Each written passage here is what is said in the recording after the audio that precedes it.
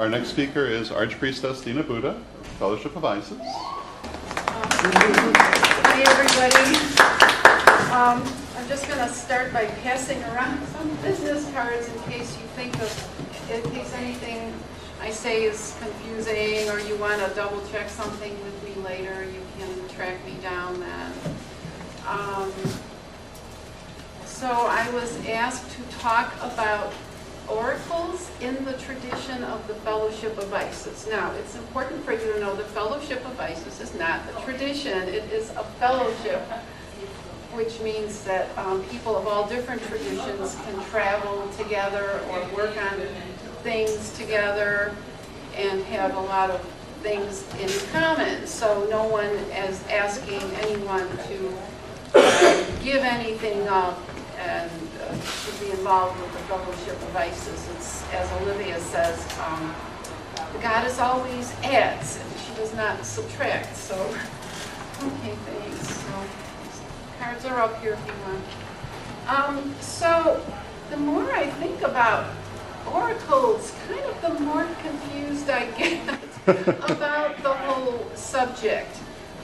Because I think, this is not, I'm not going to touch on anything academic pertaining to the oracles throughout history. Oh, what is this, like a shortcut from there? I don't know. I think the siren we heard must have been something. And there was a high-speed pursuit right out that's here. what that was. Oh, Yeah. When our doors were open, please Yes. help yourself. Something like that, yes. Okay. I think you can edit that out.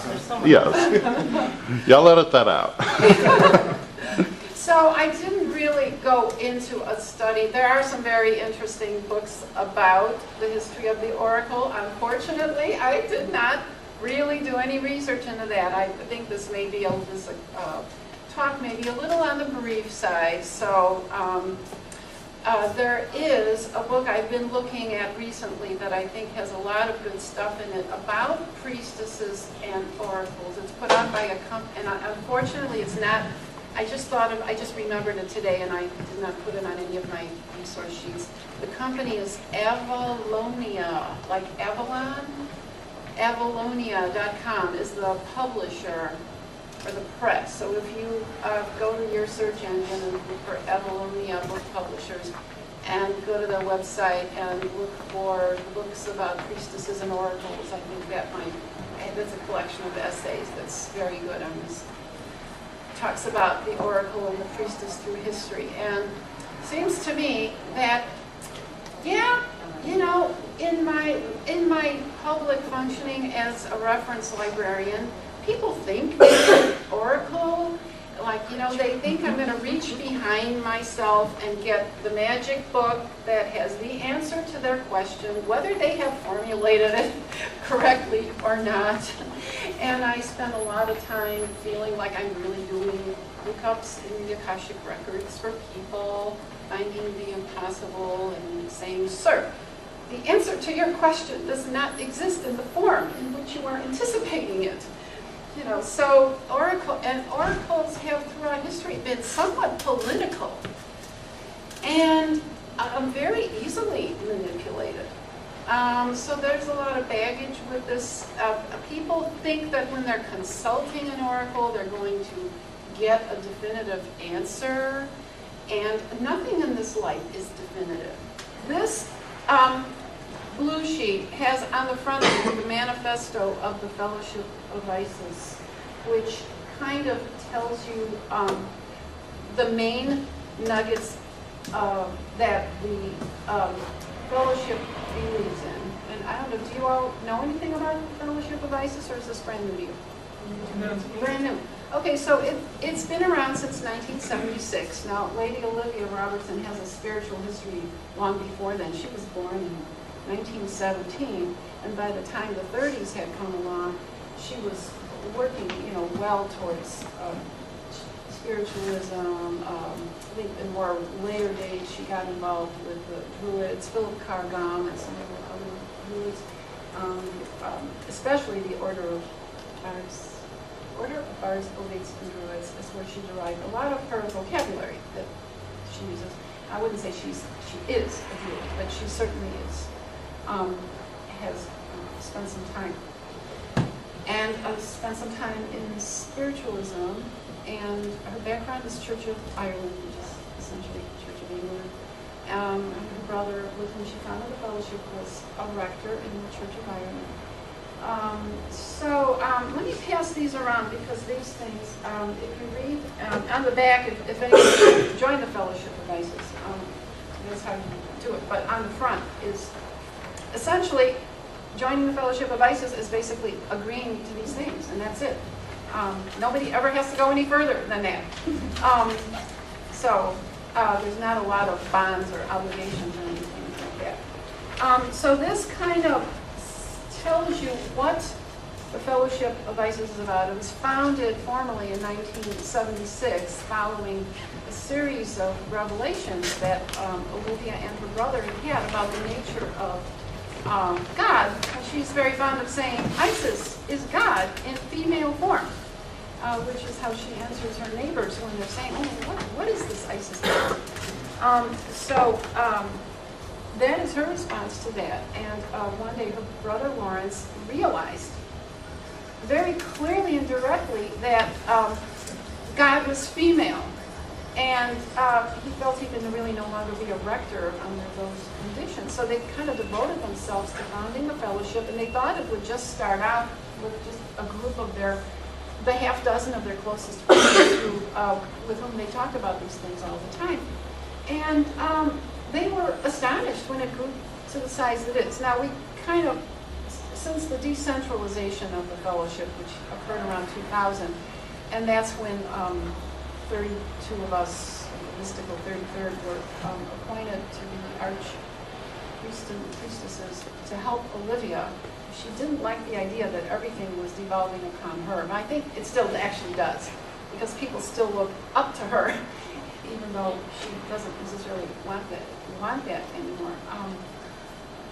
That is kind of when you stopped seeing copies of Isian News with centrally kept statistics in them. Isian News was the newsletter that Olivia and her brother started back in 1976 as a way of keeping in touch with people who were interested in the Fellowship of Isis. And each issue of Isian News started out with a list of something about her temple at Clonical Castle, where she could be contacted. And then it grew. Like within the first year, there were people wanting to open sister centers, as they were called back then. So they got a sister center in, I think maybe London or somewhere in England, or maybe another part of Ireland. I don't remember who the first sister center was. Pretty soon there was another one, and it hopped over the pond, and pretty soon there was another one in California, and another one in Texas, and New York, and then Germany, and just it kind of spread all over the world. Now there are, they've stopped calling them sister centers. They started, as this thought has evolved, in the 80s, I believe, maybe toward the late 80s, they began calling them Isians, the Temple of Isis. And this is Isis in the broad sense, not necessarily the, strictly speaking, Egyptian Isis, but the Hellenic Isis, because her name, the Egyptian name is Aset. And the way the Greeks heard that, because of course they were the main cultural power, like there was no more Egyptian government. So they, after Alexander the Great, the way they heard that and the way they could put it into their alphabet, Isis is more like what they heard, and Isis is kind of the anglicized way of looking at ISIS, but it was more Aset, Iset, and Isis is what the Greeks heard with their ears, and they tried to write it down, and to us it looks like Isis, and everyone says that, which is fine, because she knows who we're talking to. But she turned out to be carried by them, because they were all, their civilizations all over the world, so they carried her knowledge of her to every corner, and the empire went to Afghanistan, so there are temples of Isis maybe not existing anymore, but there were everywhere. Everywhere there was in Alexandria there was also a knowledge of Isis, and so it's like knowledge of her. Everyone said, "Oh yeah, we know her. We know Isis. We have a goddess. We actually call her Boadika, but we know her. She's the one that goes to battle for her children." And oh yeah, we know her. Her name is Kuan Yin. She is compassionate to the ultimate degree possible. But we know her. You call her Isis, we call her Kuan Yin. So everyone, everywhere, felt they could recognize her out of all the different gods and goddesses that the Romans and the Greeks carried to throughout the then civilized world. They felt they all connected to her, and that was why she was chosen as the patroness of the Fellowship of Isis.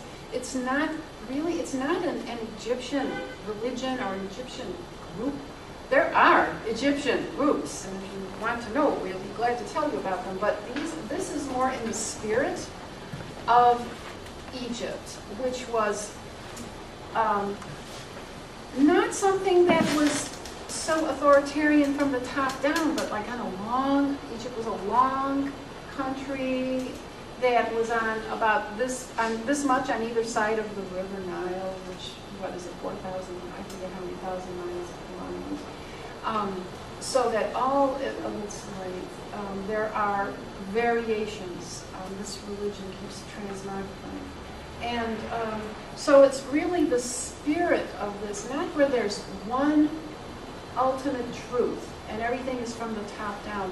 There are variations on your perspective on the truth, your experience of the truth, and you may call deity by a different name in your nome or your neighborhood of Egypt, and you may call it by a different name. You may have a different sacred trinity. A lot of them had a sacred trinity, but they were all different names associated with that. So it's the spirit of that, and the spirit of the fact that every deity had a male and a female version of its name. There are things ending in T, for the most part, are like the feminine. So there was like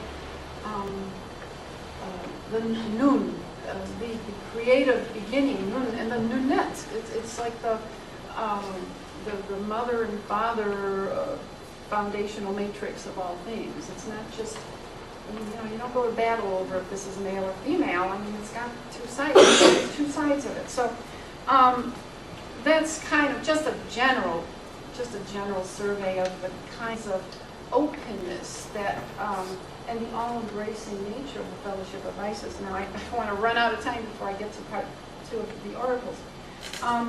Okay, so why was it founded? See the manifesto for that, which I passed around. It was founded because of the very first line, which says that growing numbers of people are rediscovering their love for the goddess.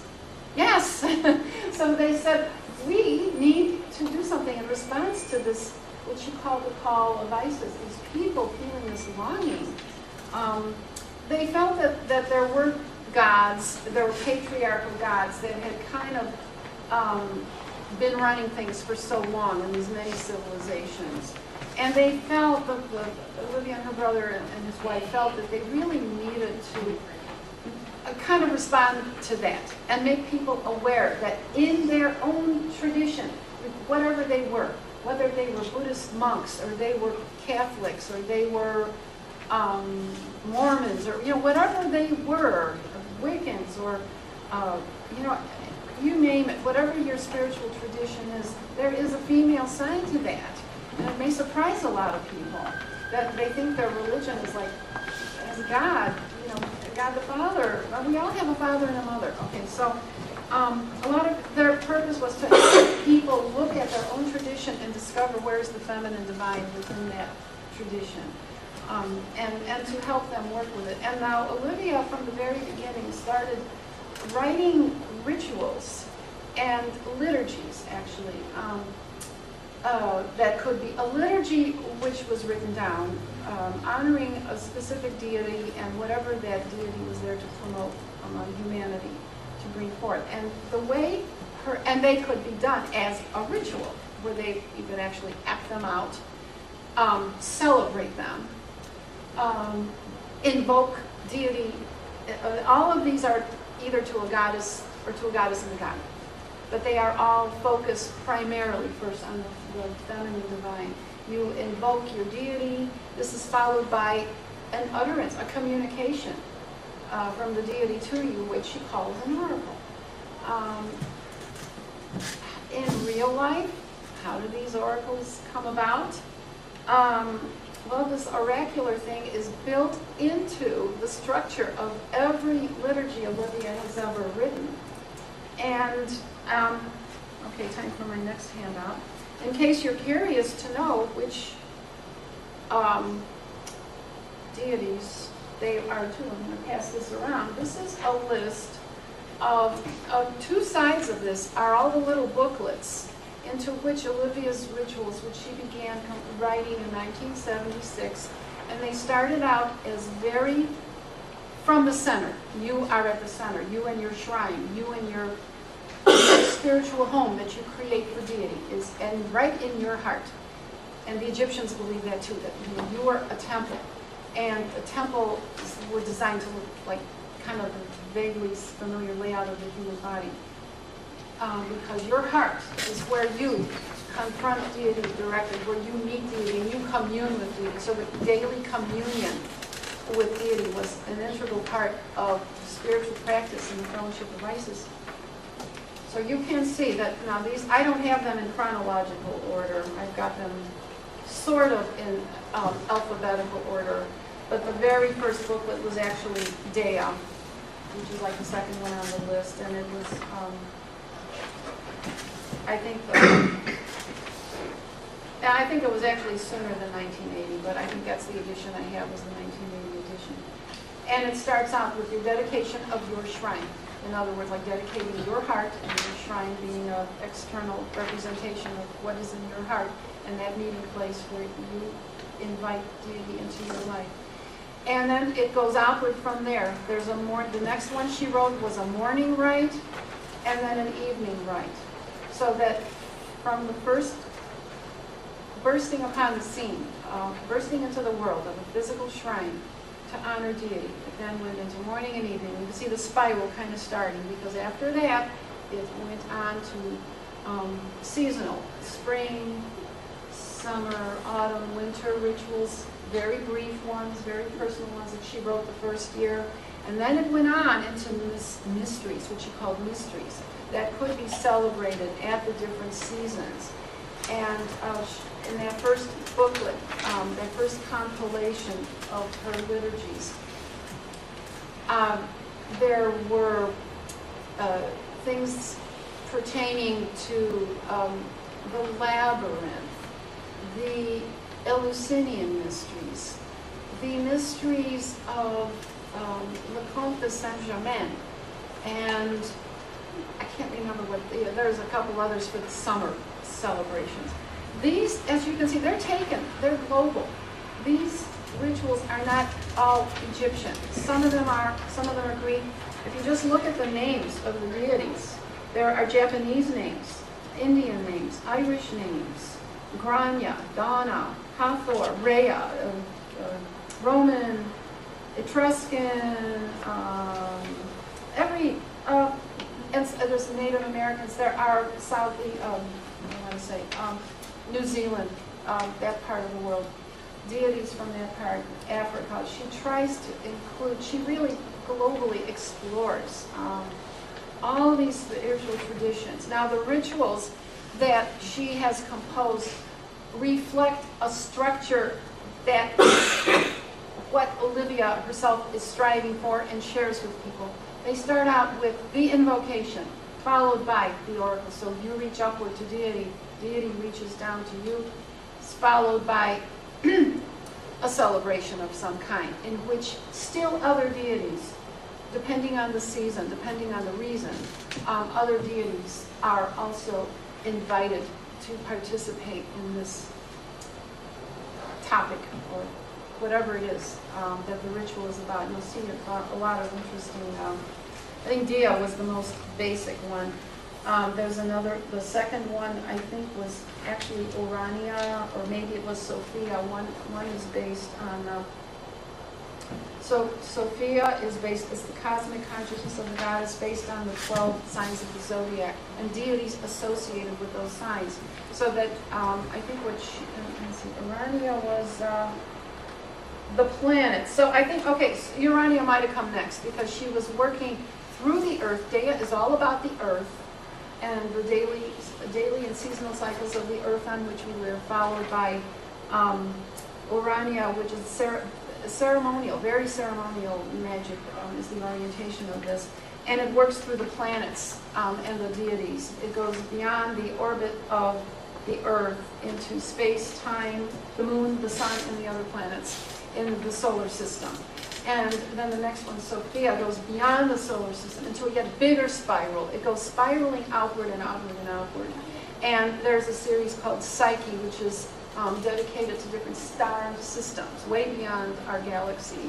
So this is fascinating structure that she has put together over the years. And let me bring us back now to whatever it was. Oh, well, the Fellowship of Isis is about the direct experience of the feminine divine in all of its global manifestations. The oracle is one way of experiencing the feminine divine directly. They encourage people, members of the Fellowship of Isis are encouraged to commune daily with deity at sunrise and sunset. That's when Olivia communes with deity, at sunrise, sunset. So then, if we all kind of join in at sunrise and sunset, or whenever it's convenient for us, you will be connecting spiritually to someone else. We try to also, in the communion, try to connect back with the castle, where the main temple of the Fellowship of Isis is.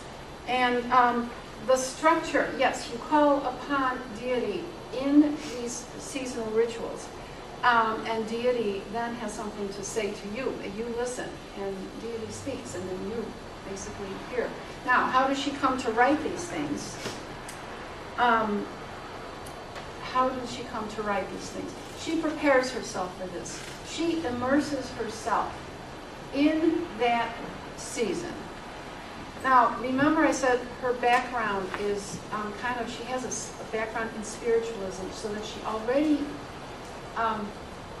was kind of predisposed. And I think all people who come from the British Isles, I think they're all predisposed. I think it's a genetic thing. Because all the old English ladies that I have known all saw stuff. They all heard stuff. They turn around and like, oh my God, there's my dead nephew, and that kind of thing. And that I think they're predisposed genetically to this. She has always said, you do not channel the deity in the sense that you are letting them take you over. She says you must never do this. This is the belief to which Olivia happens to subscribe. She likes to remain in a light trance so that she is somewhat conscious, and there's no guarantee she's going to remember what it was she said when she comes out of this light trance. But that is what she says. So she prepares herself for this over a period of days. She eats very little. She drinks. They have a sacred well.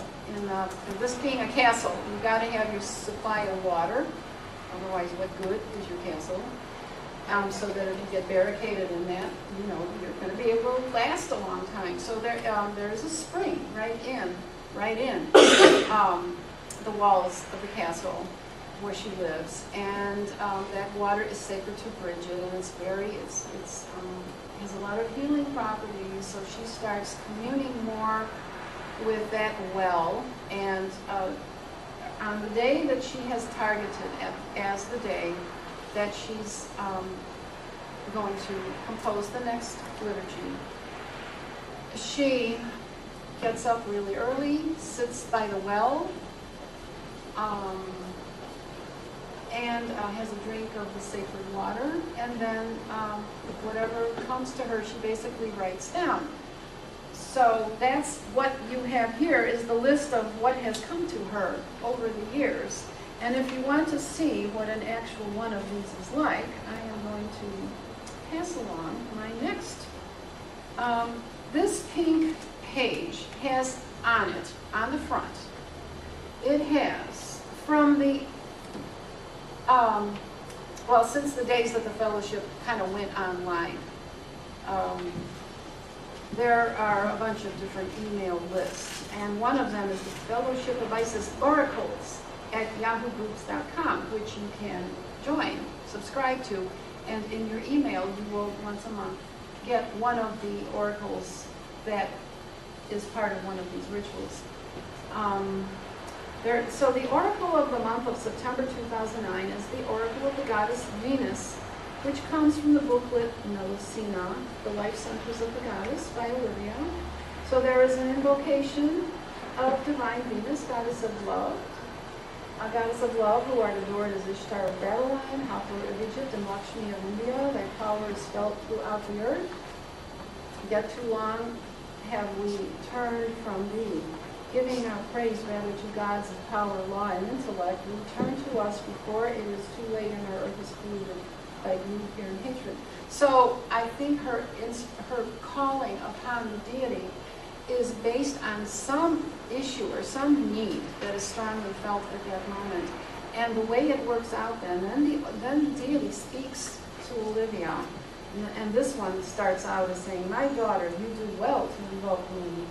Man is a lonely being, surrounded by the creations of his own mind. Yet this very intellect has severed his communion with the deities." And it goes on from there for the rest of the page. So that this is a very nice thing. And now on the other side, I happen to remember, because I have been the editor for I forget how many years now of Isian Shop, which I have for sale for $5 a piece if anyone's interested. But one of the issues of Isis Shop, someone submitted an oracle to me from Lady Olivia. Deborah Merwin, who's a priestess and a Hawaii priestess in Florida, was present in 1993 in Chicago when the Parliament of the World's Religions took place. And Deborah wrote to me and said, a week before Katrina moved through our area, I came across a forgotten homemade video of Lady Olivia giving a spontaneous oracle to a group of FOI priesthood gathered in the hospitality suite of the Palmer House Hotel in Chicago in 1993. That was 12 years ago. Well, she said this a few years ago. Considering the recent events happening worldwide, I thought you might find her words interesting and want us, because of course, all of us who sat there, it was an oracle. Of course we didn't remember it. It's just, for some reason, that is the nature of the oracle. There's something about it that is very much of that moment. It is in some ways a synchronous thing. Even if it has been tampered with, it will probably be tampered with synchronistically somehow. But what she said, and Deborah fortunately had her camera running, and it said, and Olivia just kind of went within and allowed the goddess to descend upon her. And she doesn't always know which goddess it is. Sometimes she can put a name to it, and other times she can't. And she says, the goddess said, through Olivia, said, I have called you all. There is no one here by accident. I have known each one of you. You are dear to my heart. I say to you, banish all your old ideas. We of the cosmic hierarchy of the stars are now manifesting directly all your old information of Atlantis. That which you have received from your teachers no longer works. Your key to that is twisted. You need a new key. You must transform yourselves through my son, Horus, the child to my daughter, Hathor, young.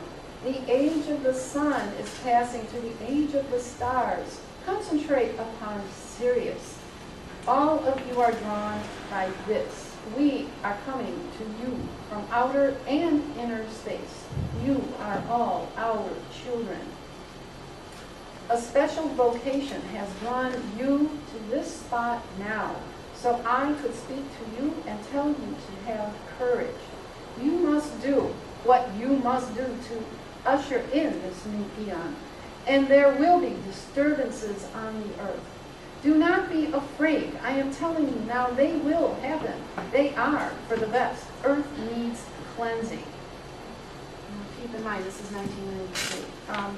When earth changes begin, have courage. It is for the best. You are not rejected by the Divine Mother. All of you here have had dreams, have had premonitions. These are good. That which comes is marvelous. Lift up your hearts. The goddess, the god, Isis Osiris, is reborn within each one of you. And this was just, when Deborah sent this to me, I was just in tears. It was so good to hear that again.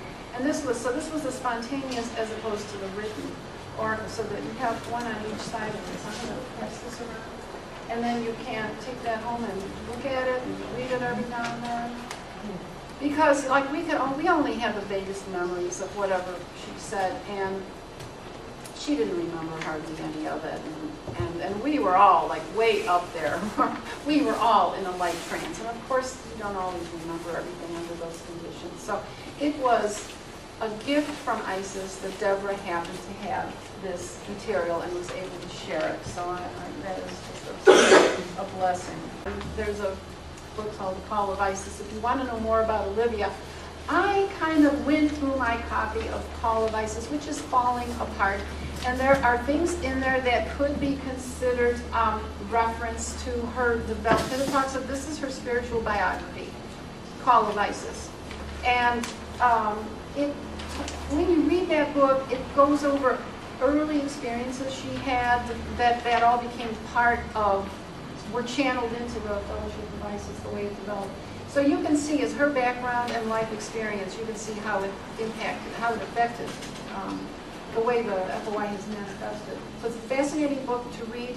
Now, I could be wrong, I may have missed it, but I'm not sure the word oracle is used in that book anywhere, which is not to say that oracular things are not constantly studied or discussed, because every chapter is about a different level of approaching the inner understanding of what the oracle is about. So I urge all of you to read that book. The liturgies are a way of, each liturgy is a way of personal initiation, development, awakening, and evolution. And we kind of describe this spiral, this ever-widening spiral, which the booklets called the series of them come forth from Olivia in this ever-widening spiral. And the Fellowship of Isis does not work with circles necessarily. They work with spirals, which are like an open-ended, multi-level kind of thing that penetrates different existences, different levels of reality, different universes. So it is kind of a labyrinthine thing that includes the whole universe every time you do a ritual. So that's kind of the spiral of Isis. There's an 8-pointed star, the star of Ishtar, and then this glyph of Tiamat, the cosmic dragon, is kind of informing this and spiraling within it. So that talks about a lot about, if you study that symbol of the, I forgot to put that in here, but that glyph of the Fellowship of Isis is it's a good thing to contemplate. The liturgies are a way of personal initiation. They were composed as like a forum, kind of, among all the different global religions. They would meet in a structure developed by Olivia. The structure of these rituals was developed by her, where it starts out with an invocation, followed by an oracle, followed by other stuff, other interactions that happen. Some of them include a little mystery. They are not a religious, of any one specific religion. They are unique to you, Olivia. They are unique to the Fellowship of Isis, but they are intended for everyone, regardless of their background, regardless of their tradition, to find maybe their special deity. There may have been a special invocation to her, or her and her partner. in this series of rituals. Olivia intended them to be a common ground that is kind of common to all religions, where people of different religions could meet each other in those liturgies that she composed. Now, I'm not sure how people of other religions like this or even know that it exists, but it's there. There are deities she calls upon that are Zoroastrian deities or whatever the religion was that preceded that Zoroastrianism. Whatever came before that, there's deities called upon that from the Middle East. I don't know if those people are necessarily into doing Olivia's rituals, but they could if they wanted to. They might find it enlightening because when you go into a ritual, it's not just for that one deity. There's a bunch of others from all pantheons that come forward to meet Anahita, for example. They come forward to meet Anahita and to interact with her, and maybe their mission globally is like a global communion of goddesses and gods to work on whatever this issue is. The oracle is an integral part of every liturgy, and so we talked about how she composed the rituals and the oracles. There was a note from her that I just seemed pertinent at the time, so here it is. When working with the rituals in Nuit of the Milky Way, which began kind of a series of alchemical rituals, a priestess, priest alchemist has the following choices. They may use the rites presented in the book or create their own. So she really sees these rituals as a starting point, like a foundation, to evoke stuff from within you. So you don't necessarily have to just be very punctilious about performing these the way they are composed. Now, at the Goddess Festival, that is what we do. We take them as they're written, and we've been very faithful to them because they express the moment in which they were written down. When you're working with them personally, at home in your own temple, you don't have to be so, about it. So Olivia does this written down oracle for people worldwide who she may never physically interact with, but it's like a spiritual home to be able to tune in to the Temple of Isis and Quantum Castle. She also is an oracle in the sense that she delivers these spontaneous oracles. She will allow the deity to come over her, maintaining her integrity as a person, and let the deity, it's not exactly like Whoopi Goldberg and Ghost, where it's like, don't you ever do that to me again, like take on my body and use it. And this is more like she kind of has her freedom while she's in that situation, that she's in a light trance. She doesn't do strange things while she's not being possessed or anything like that. She maintains her freedom while she's in this situation. And it's fascinating to see her deliver an oracle. I've seen other people deliver the oracles.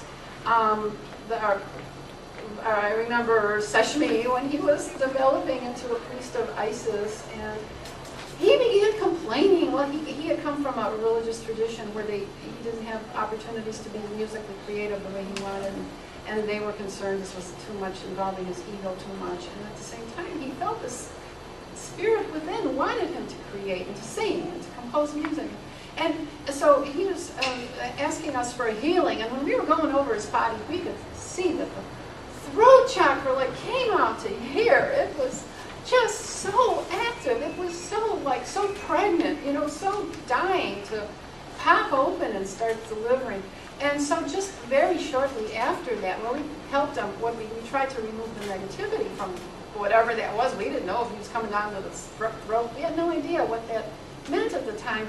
But within a couple of weeks after that, he delivered his first spontaneous oracle, and he was shaking like this because he didn't know what was happening to him. And it was at the Parliament where there was this amazing, we were immersed in just this very powerful energy from all these spiritual people from all over the world for a period like 10 days or 12 days or something. And so he was flooded with spirit, and there had been some drumming and whatever, and he said, I think I'm about to deliver an oracle of Thoth. And he delivered this beautiful message. I don't remember it either, but when Luke would deliver an oracle, it was beautiful. He didn't really, he was an articulate person in ordinary life. He composed songs. So he was articulate, he was creative. His throat was obviously a gateway for communication with deity and with spirit. So that it was not surprising that when he delivered an oracle, it was beautiful, it was pertinent to the people who heard it, it was what they needed to hear. Now when you saw it, if we had recorded them on paper, maybe it wouldn't have, maybe it wouldn't have looked like anything. It was the act of hearing it, that coming through your ears, this seems to be a very critical thing. And I think maybe some other, they have to come through, I think, some sense where they impact your being at that moment. And they come flooding through you are the temple of spirit and you. They come flooding through you and they are impacting you like light coming through the rose window in the Notre Dame Cathedral. So I've seen other people where maybe the oracle, as Dan stated this morning, well, some people are better at this than others, and there's no formal training for this in the Fellowship of Isis, because, of course, there is nothing that comes from the top down in the Fellowship of Isis. Everything comes from the bottom up, and it's if you want this, you go out and learn how to do it. And I think there are some people who are good at it that can bring other people along, but there is no, requirement that everyone has to be an oracle. What would that be if we all were, we want diversity in this. So other people in this fellowship have many countless different roles. And some of the people have been chosen by deity to be oracles. And there's other people that, when they deliver an oracle, it is not nearly as impressive. And there was this one person that is known to both of us where deity would move her jaw around. And it was rather disconcerting. It was better not to look. Does she go like this with her mouth? And then the sentences would come out like one line at a time. And it was almost agonizing to listen to this. So you'd have to close your eyes and wait for the next line to come along. And sometimes even when they were written down, they weren't like Olivia's oracles, which really give you something to mobilize you at that moment. And Luke's oracles were like that too. You would be mobilized to do something you needed to do. For good or for ill, or maybe there is no good or ill. That's the nature of the oracle. It's just to get you to do whatever you are supposed to do. At that moment, it's for you. It's a message for you. It may not make sense to anyone else. You are the one that consulted the oracle. You have that. And then when we do these invocations, and even though the priestess is standing there doing she's really standing in for everybody, because everyone is a natural priest and priestess of deity. So you have a person there representing you. But when you are calling up and invoking deity, then this oracle has come down because the goddess knows that you're going to be reading this right when you need to read it or hear it. And so it is there for all time, for everyone, which is a very cool thing, I think. Thank you very much, Lady thank Deena. you all for listening.